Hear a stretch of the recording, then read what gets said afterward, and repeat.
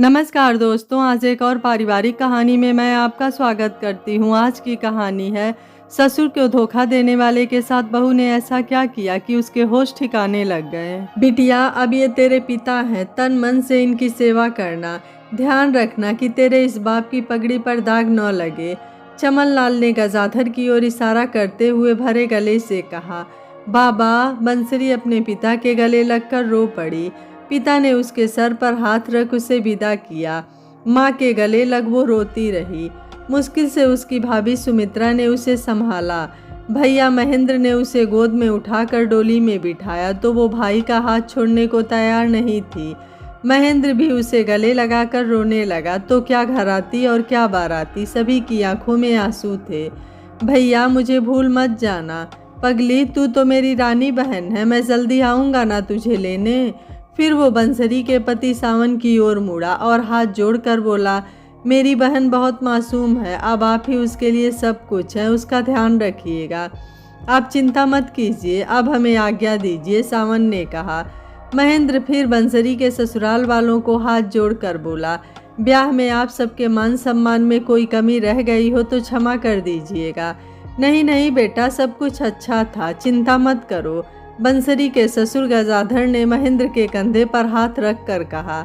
फिर डोली विदा हुई। महेंद्र और गांव के कुछ लड़कों ने बहन की डोली उठाई। गांव की सीमा तक वो डोली उठाए आए। पीछे पीछे गांव के कितने ही लोग थे। गांव की सीमा पर बंसरी को डोली से उतार कर एक सजी हुई बैलगाड़ी में बिठा दिया गया, क्योंकि उसका ससुराल दूर था। मतलब कि बैलगाड़ी से भी शाम होने वाली थी। बारात के साथ उसकी सास नहीं आई थी। यही रिवाज था कि माँ बेटे की बारात में नहीं जाती, वो घर पर ही बहू के स्वागत की तैयारी करती है। बारात में कई बैलगाड़ियाँ थी। डोली वाली बैलगाड़ियाँ बीच में चल रही थी। ससुराल की औरतें गीत गा रही थी। बंसरी चुपचाप घूंघट ओढ़े बैठी थी। सावन मौके की तलाश में था कि उसकी एक झलक मिल जाए, पर उसे अब तक मौका ही नहीं मिल रहा था। रह रह कर बंसरी की सिसकी उसे सुनाई दे रही थी। तभी उसने देखा कि बंसरी पानी की सुराही की तरफ हाथ बढ़ा रही है। प्यास लगी है? सावन ने धीमी आवाज से पूछा। बंसरी ने तुरंत हाथ पीछे खींचकर हाँ में सिर हिलाया। सावन ने सुराही से कुल्हड़ में पानी निकालकर उसकी ओर बढ़ाया। लो पी लो। बंसरी ने धीरे से कुल्हड़ लेकर घूमकर थोड़ा सा घूंघट उठाया और पानी पी लिया। सावन बस उसकी हल्की सी झलक ही पा सका था, पर उसकी सुंदरता उसे दिखाई दे गई थी। और पियोगी? बंसरी ने ना में सिर हिलाया। लाओ कुल्हड़ दे दो। बंसरी ने कुल्हड़ दिया तो सावन ने उसी कुल्हड़ में पानी भरकर पी लिया। भूख लगी है क्या? बंसरी ने ना में सिर हिलाया। लगी तो होगी, दोपहर होने को आई है, कुछ खा लो। सावन ने उसे टोकरी में से लड्डू निकाल कर दिया। उसने फिर ना में सिर हिलाया तो सावन ने उसका हाथ पकड़कर लड्डू थमा दिया। खा लो, तुम नहीं खाओगी तो मैं भी नहीं खाऊंगा, और मुझे भूख लगी है। बंसरी ने एक हाथ में लड्डू पकड़ा और दूसरे हाथ से टोकरी में से दूसरा लड्डू उठाकर सावन की ओर बढ़ाया। सावन ने मुस्कुराते हुए लड्डू ले लिया। बंसरी ने घूंघट निकाले हुए ही धीरे धीरे लड्डू खा लिया। उसे सच में भूख लगी थी। और ले लो। सावन ने टोकरी आगे की। बंसरी ने टोकरी में से एक मठरी उठा ली। सावन ने भी लड्डू मठरी खाकर और फिर दोनों ने पानी पी लिया।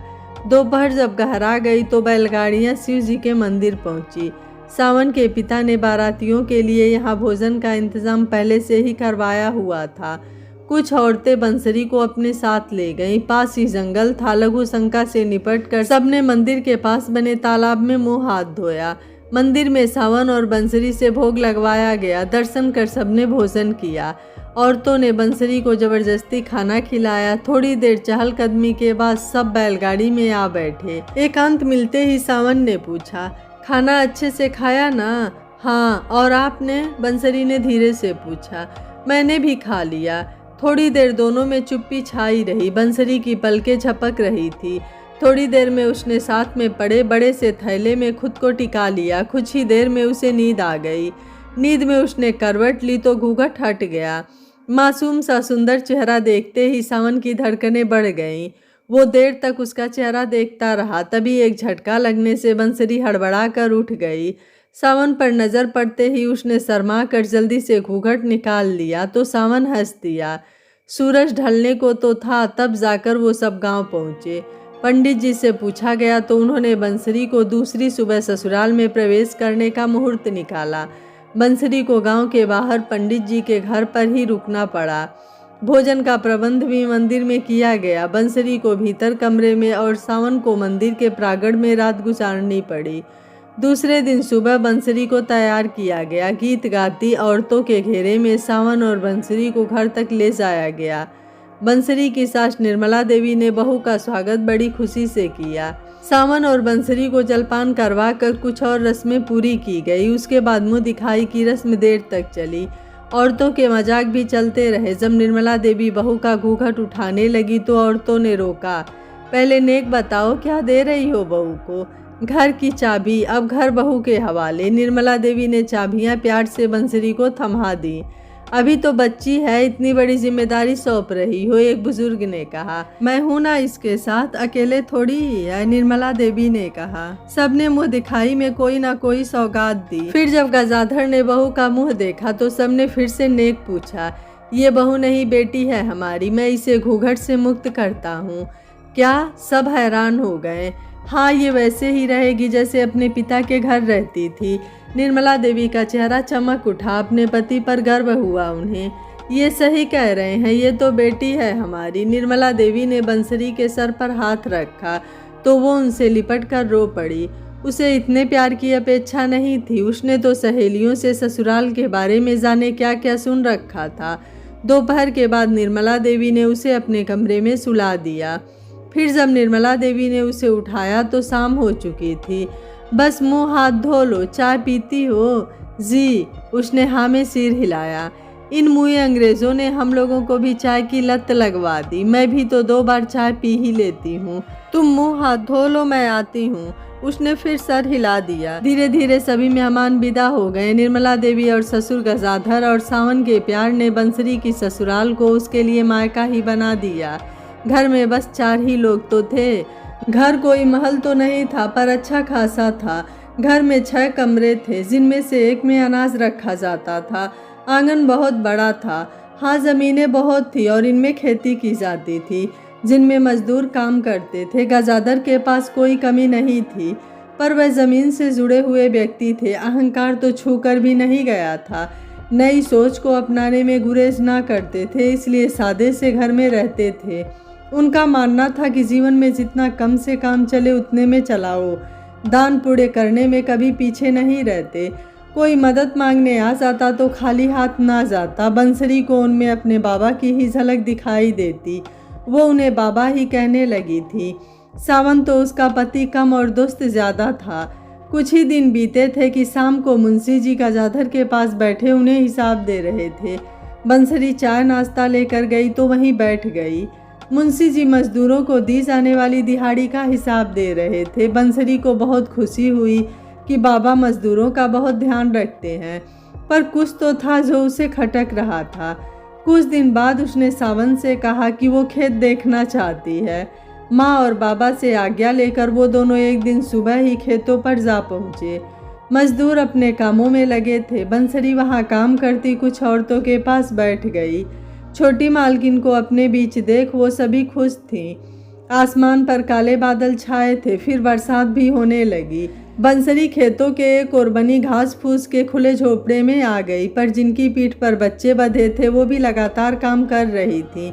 अरे इधर आओ, बच्चे बीमार पड़ जाएंगे, उसने जोर से आवाज़ लगाई। नहीं छोटी मालकिन, कुछ नहीं होगा, आप वहीं रुकिए। नहीं नहीं, इधर आओ, उसने फिर जोर देकर कहा। 2 औरतें उसकी ओर बढ़ गईं। बाकी सबको भी बुलाओ, उसने कहा। नहीं मालकिन, हम भी ये कहने आए हैं कि हमें मत रोकिए, वरना पैसे कट जाएंगे तो गुजारा कैसे होगा? पैसे कट जाएंगे? क्यों कट जाएंगे और कौन काटेगा? जी हो। फिर वो एक दूसरे का चेहरा देखकर चुप हो गई। बताओ, पर वो कुछ नहीं बोली। अच्छा सबको बुलाओ, ये आज्ञा है मेरी। उन्होंने आवाज़ लगाकर उस खेत में काम करती बाकी औरतों को बुला लिया। बैठो सब, अपने बच्चों को पोंछ लो, भीग गए हैं, बीमार पड़ गए तो तुरंत क्यों नहीं आई? सब चुप रहीं। बोलती क्यों नहीं हो? डरो मत। छोटी मालकिन, हम 10 मिनट भी सांस लेने को बैठेंगे तो आधे दिन की दिहाड़ी कट जाएगी। बस 15 मिनट खाना खाने को मिलते हैं। दोपहर को यही नियम है, एक जवान लड़की ने कहा। अच्छा, किसने बनाया है ये नियम? बड़े मालिक का ही हुक्म होगा छोटी मालकिन। बाबा ने ऐसा हुक्म दिया है? बंसरी सोच में पड़ गई। ठीक है, पर जब तक बारिश हो रही है यहीं बैठो, आज दिहाड़ी नहीं कटेगी, बंसरी ने तसल्ली दी। सबके चेहरे पर थोड़ी सी खुशी की झलक देखी। माँ अपने बच्चों को पीठ से उतार कर दूध पिलाना शुरू कर दिया। बंसरी का मन भर आया। अपने भूखे बच्चों को दूध ना पिला पाने की मजबूरी एक माँ को कितनी पीड़ा देती होगी, वो अंदाज़ा लगा सकती थी। वो माँ नहीं थी, पर माँ के प्यार को तो महसूस किया है। बाकी तो कोई तकलीफ नहीं है ना तुम लोगों को। 1 रुपए में गुजारा तो आराम से हो जाता है ना। 1 रुपया? सब औरतों ने हैरानी से एक दूसरे को देखा। क्यों, क्या हुआ? पर हमें तो 75 पैसे मिलते हैं, फिर से वही जवान लड़की बोली। 75 पैसे? बंसरी हैरान हुई। उसे अच्छे से याद था कि बाबा को हिसाब देते समय मुंशी जी ने 1 रुपया 1 मजदूर की बात कही थी। उसे कुछ ठीक नहीं लग रहा था। फिर उसने सोचा हो सकता है उसे गलतफहमी हुई हो। जब तक वो ठीक से पता ना कर ले यूं कुछ कहना ठीक नहीं था। तुम्हारा क्या नाम है? उसने उस जवान लड़की से पूछा जो अक्सर उसकी बातों का जवाब दे रही थी। जी, मेरा नाम मीरा है। बड़ा सुंदर नाम है। गांव में ही रहती हो? जी। मेरी सहेली बनोगी? यहाँ मेरी कोई सहेली नहीं है। आपका मेरा क्या जोड़ छोटी मालकिन, मेरे पिता तो मजदूर हैं। तो क्या हुआ, मित्रता में ये सब थोड़े ही देखा जाता है। बनोगी ना मेरी सहेली? जी। मीरा के चेहरे पर प्यारी सी मुस्कुराहट आ गई। तुम्हारे घर में कौन कौन है? बापू, माँ, भैया और मैं। ये मेरी माँ है। मीरा ने चुपचाप एक और बैठी एक अधेड़ सुंदर औरत की तरफ इशारा किया तो वो उठकर खड़ी हो गई। अरे बैठिए बैठिए, बंसरी ने उसे उठने से मना किया। बरसात रुकी तो बंसरी उठ गई। अच्छा, मैं चलती हूँ, फिर मिलूंगी। हम लोगों में क्या बात हुई किसी से भी नहीं कहना। मुंशी जी आज शहर गए हैं तो उन्हें बताने की आवश्यकता नहीं कि मैं यहाँ आई थी। जी, कोई भी बात नहीं करेगा, पर वो घनश्याम कह देगा, वो तो यही है। ओ अच्छा, ठीक है, मेरे आने का बता देना, पर बात क्या हुई ये मत कहना। जी जी। अच्छा, मैं चलती हूँ। सब औरतें अपने काम पर लग गई। उसे देख सावन भी दूर से हाथ हिलाया तो उसने आने का इशारा किया। अच्छा हुआ तुम भीगी नहीं, चलते चलते सावन ने पूछा। क्या हुआ, क्या सोच रही हो? कुछ तो है जो ठीक नहीं है। क्या? बाबा से चलकर बात करते हैं, भूख भी लगी है। हाँ हाँ, भूख तो मुझे भी लगी है। माँ, भूख लगी है, सावन घर पहुँचते ही चिल्लाया। देर तो तुम दोनों ने लगाई है, आ जाओ रसोई में। दोनों जब तक मुंह हाथ धोकर रसोई में पहुँचे खाना लग चुका था। गजाधर भी वहीं मौजूद थे। बाबा, आपने खाना नहीं खाया अब तक? बंसरी ने पूछा। तुम्हारी माँ ने भी नहीं खाया? खा लेना चाहिए था अब तक तो। तुम दोनों जो नहीं थे। बाबा, आप दोनों को अपनी सेहत का ध्यान रखना है, समय पे खाना पीना है। अच्छा, अब तो खा लें, गजाधर हंसते हुए बोले। वाह, आलू गोभी और कढ़ी। सावन थाली अपनी ओर खिसकाते हुए बोला। हाँ खाओ बाबा। हाँ बहू, खाने के बाद आपको कोई काम तो नहीं है? नहीं, क्यों? आपसे आवश्यक बात करनी है। ठीक है, खाना खा लो, फिर बात करते हैं। माँ, आप भी? मतलब हम चारों का मौजूद होना आवश्यक है।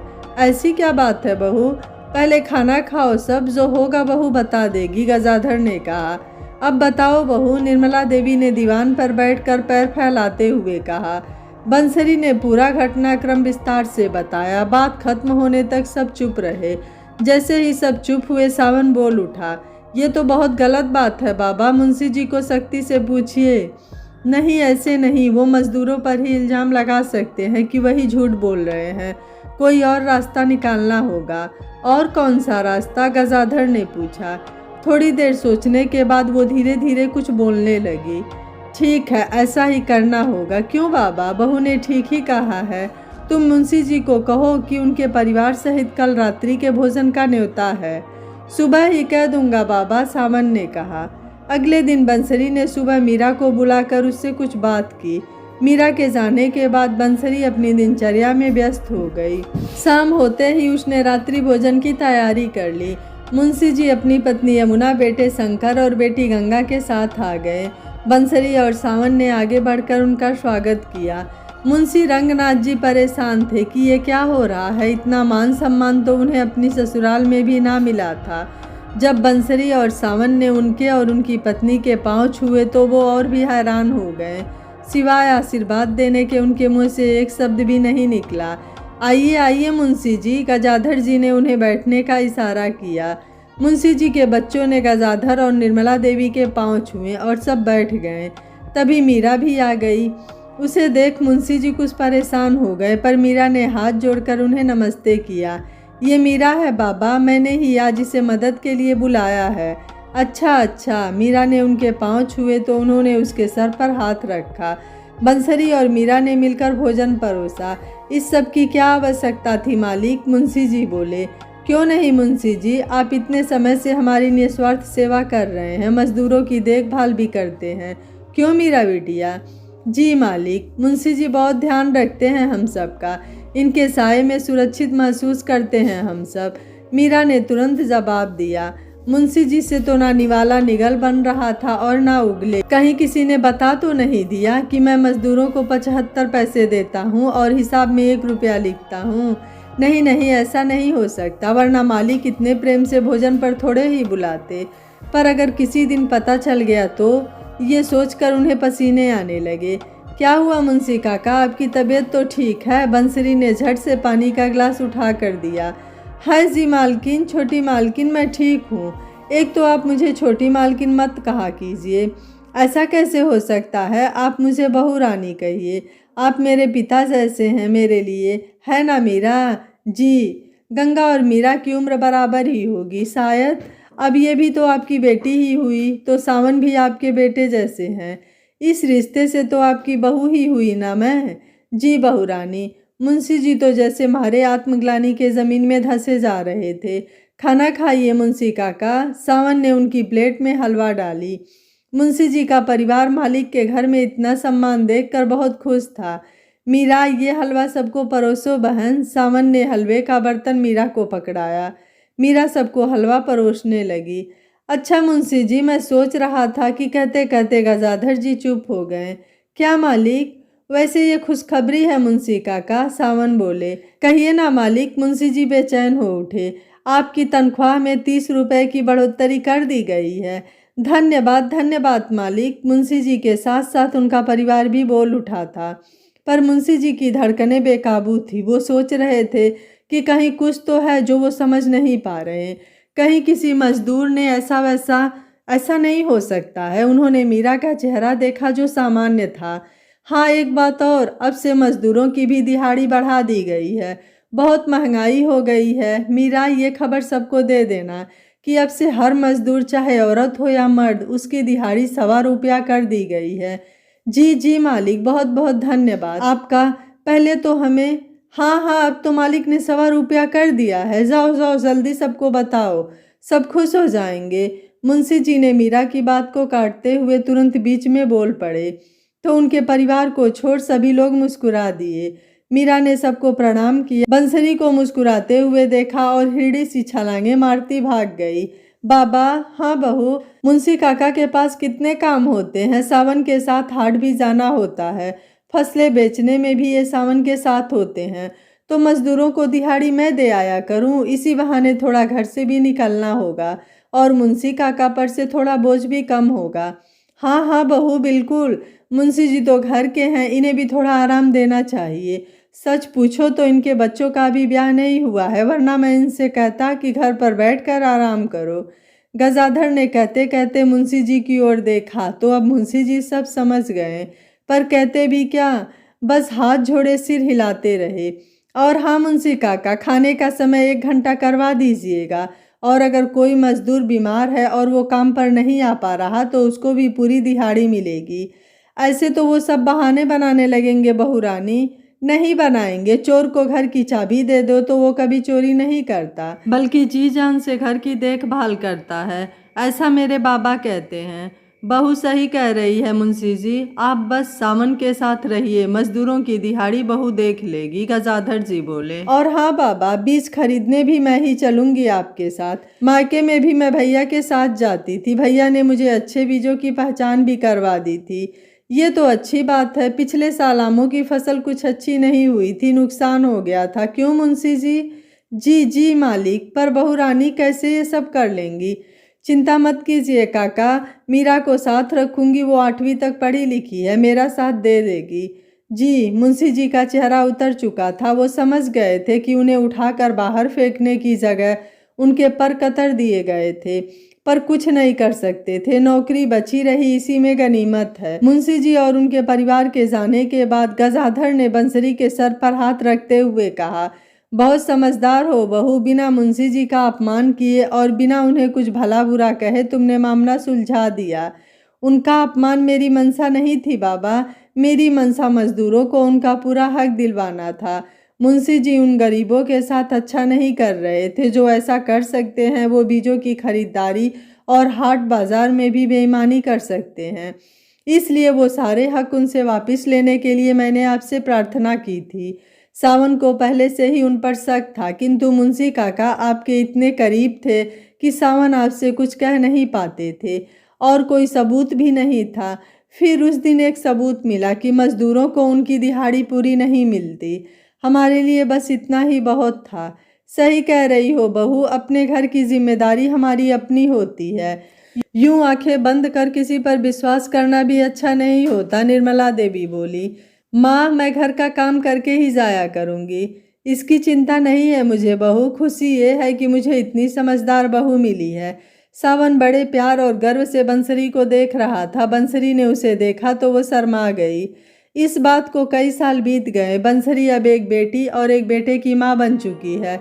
किसी मजदूर को अब शिकायत नहीं होती और काम भी समय से पहले हो जाता है। किसी भी मजदूर को तुरंत मदद मिलती है। फसल पहले से कहीं ज़्यादा होती है तो कमाई भी ज़्यादा होती है। मजदूरों की दिहाड़ी दोगुनी कर दी गई। गजाधर अब घर में ही रहते हैं, पोते और पोती के साथ खेलते हैं। बंसरी के पिता शान से अपने गांव वालों को बंसरी के बारे में बताते हैं। अब गांव की हर लड़की पढ़ने जाती है। यह कहानी आपको कैसी लगी, आप मुझे अपनी राय कमेंट बॉक्स में ज़रूर दीजिएगा। वीडियो पसंद आया है तो वीडियो को लाइक, शेयर एंड चैनल को सब्सक्राइब कर लीजिएगा। Thank you for watching. मिलते हैं अगली कहानी में।